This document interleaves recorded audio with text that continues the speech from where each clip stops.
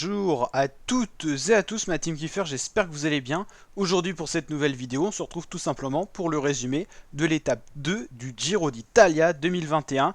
Une étape pour pur sprinter à laquelle on avait affaire aujourd'hui, qui reliait la ville de Stupinigi à la ville de Novara pour un total de 179 km au programme. Une étape toute plate avec quand même une seule difficulté au programme de 4ème catégorie en plein milieu de parcours qui attribuait le premier maillot de grimpeur qu'on verra tout de suite pour voir quel coureur justement a pu aller chercher ce maillot. Donc la team on suit en intégralité le Giro 2021 qui est sur Eurosport, donc n'hésitez pas à vous abonner à la chaîne et activer la cloche pour ne rien louper et ne pas louper une miette de cette course cyclisme. 2 résumés par jour, un comme celui-ci où on résume tout au niveau oral et un petit peu on va voir quelques images et tout ça pour voir ce qui s'est passé, et un deuxième résumé plus en vidéo en images avec les plus grands moments de la journée. Donc n'hésitez pas à aller checker la deuxième vidéo en parallèle. Donc c'est parti pour ce résumé. Donc aujourd'hui dans l'étape on a une échappée de 3 coureurs qui s'est formée. Donc cette échappée c'était surtout des petites équipes invitées qui voulaient un petit peu tout simplement montrer le maillot à l'avant. Donc ça fait quand même une animation de course.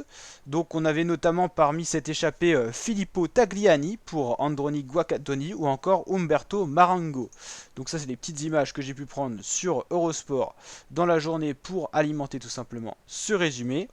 Donc 3 coureurs à l'avant et l'échappée qui a toujours été contrôlée par les équipes de sprinters tout simplement. Donc on revoit justement une image des 3 coureurs en tête qui avaient à 142 km de l'arrivée, 4 minutes 22. Ça a quasiment été l'écart maximal.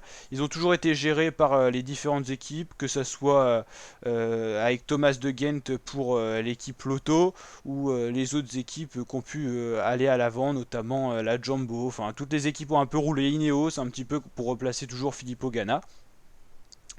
Donc voilà, à 30 km de l'arrivée, quasiment 26 km de l'arrivée, les échappés se sont fait reprendre. À ce moment-là, ils étaient plus que 2 à l'avant, hein. Les deux qu'on a vus tout à l'heure, c'était ces 2 coureurs les plus résistants de la journée, qui avant de se faire reprendre ont relancé un petit peu pour être élus super combatifs. C'est un petit peu toujours le petit challenge, en tout cas échappée 100% italienne avec des petites équipes qui ont voulu montrer le maillot. Donc la Guardiani ici et la deuxième équipe ici avec tout simplement Androni Guacatoni. Et ensuite, on a donc assisté à un sprint massif très nerveux parce que les équipes de leaders voulaient replacer leurs coureurs à l'avant. On a notamment vu la Movistar qui a voulu replacer Marc Soler, mais également d'autres équipes qui ont voulu replacer leurs leaders, que ce soit du côté de la Ineos avec Bernal, Ganna ou encore Sivakov, et les équipes de sprinters qui ont voulu tout simplement être au premier rang. On a eu des coureurs qui ont beaucoup frotté, hein. Ça a été le cas de Peter Sagan, hein. Des routes très larges vers la fin, hein. Par exemple, on va voir quelques images, hein. Thomas de Ghent qui est roulé à l'avant du peloton pour empêcher les attaques à 10 km de l'arrivée. On verra toutes ces images dans la vidéo résumée vidéo-image. Et donc un sprint massif qui a été tendu parce qu'il y avait quelques virages à l'arrivée, hein. On voit quelques images ici avec Viviani qui était très bien emmené, qui a été très bien placé. Ici Tim Merlier pour Alpecin Phoenix, Sagan un peu plus loin, Nizzolo, Groenewegen, là ça devait être Sagan qui a énormément frotté, hein.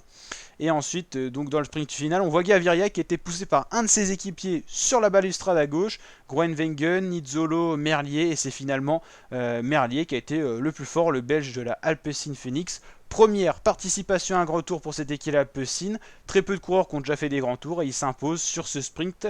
Donc Tim Merlier devant, si je dis pas de bêtises, Nizzolo, Groenewegen, Viviani, Sagan et un autre coureur. On va aller voir justement ce classement complet que je vous ai préparé. Donc Tim Merlier s'impose devant Nizzolo, devant Viviani, Groenewegen, Sagan, Mochetti, Fiorelli, Nazen, Chimolai et Calabewan. Voilà. Donc très gros coup dur, hein, pour Fernando Gaviria, on l'a vu pousser sur la balustrade, il a échappé au pire, mais je crois qu'il était un petit peu embêté de son côté droit avec son bras, donc attention à suivre ce qui s'est passé. En tout cas, mésentente dans cette équipe UAE, et victoire de Tim Merlier qui est très méritée parce que ça a été tout simplement le plus rapide à suivre, parce que souvent quand un sprinter commence à prendre la confiance sur un grand tour, il enchaîne plusieurs étapes. Donc voilà pour le top 10 du classement des meilleurs sprinters. Bien sûr, au général, rien ne va vraiment changer. On va aller voir quand même ça, hein. On va recharger un petit peu cette page là. Donc Filippo Ganna reste bien en rose, hein, devant Affini et Foss. Au niveau du maillot Cyclamen, qui est tout simplement le maillot du meilleur sprinter, on va aller voir ça. Là, ça n'a pas eu du tac. ça n'a pas été actualisé. Là, je peux vous le confirmer par rapport au classement que j'ai là, hein. Ça doit être Tim Merlier, tout simplement sans surprise, qui va prendre ce maillot, hein. Ok, on n'a pas. Ouais, ça met un petit temps à charger souvent pour le site du Giro. C'est pour ça que les petites captures sont précieuses aussi pour alimenter ce résumé.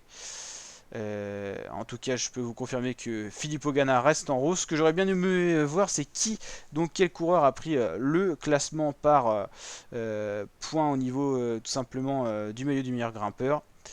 Mais comme vous le voyez, ça n'a pas chargé. On verra ça donc dans le deuxième résumé vidéo image. Vous pourrez suivre ça. Et en tout cas, victoire de Tim Merlier aujourd'hui, le coureur de la Alpecin Phoenix. N'hésitez pas à liker, partager, surtout vous abonner pour ne rien louper de ce Giro d'Italia 2021. Ciao les fratés!